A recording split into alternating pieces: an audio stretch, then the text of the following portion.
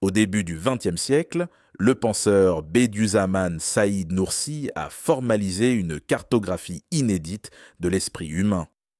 Cette architecture cognitive décrit comment nos perceptions se transforment en actions concrètes, puis en convictions profondes. Loin d'être une théorie abstraite, elle éclaire, avec une étonnante modernité, les mécanismes de notre pensée. Pour faciliter la compréhension d'un public non turcophone, nous avons choisi de créer un acronyme à partir des initiales des termes originaux. Ce système de pensée sera donc désigné sous le nom de 4T3I. Les 4 premières étapes s'opèrent dans le cerveau et les 3 dernières dans le cœur.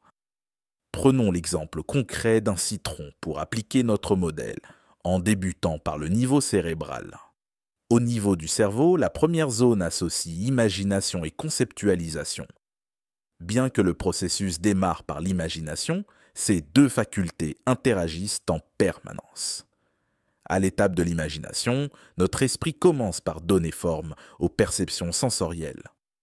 Quand vous imaginez un citron, c'est ici que se construit mentalement sa couleur jaune, sa forme ovale, sa texture rugueuse, son goût et son odeur. À l'étape 2, la forme brute du citron acquiert ici ses attributs non, acidité, vitamine C, usage culinaire. C'est le lieu des associations d'idées où émergent aussi les « et si c'était mauvais pour l'estomac ».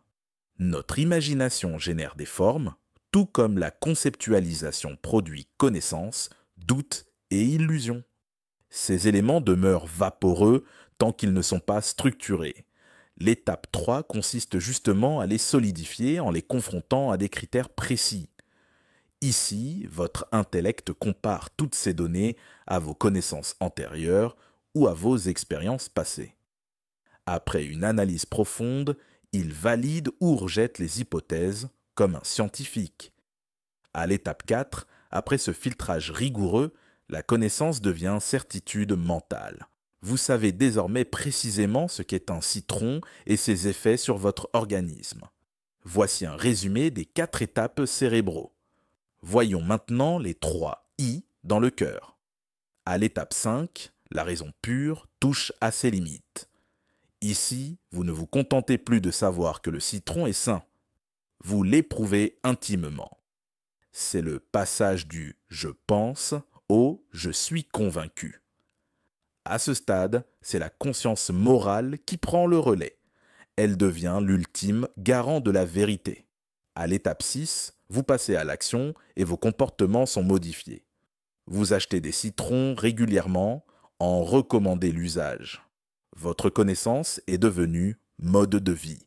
Au final, ces principes façonnent votre identité. Vous devenez la personne qui vit en accord avec ses vérités. Votre rapport au monde en est reconfiguré. Ce modèle dépasse les cadres religieux. Un scientifique vérifiant une hypothèse, un artiste captivé par sa création, un militant convertissant ses idées en action, tous parcourent ces étapes. Nursi nous offre ainsi un langage précis pour décrire l'alchimie intime où nos perceptions deviennent convictions. Nous verrons dans une prochaine vidéo les applications concrètes de ce modèle.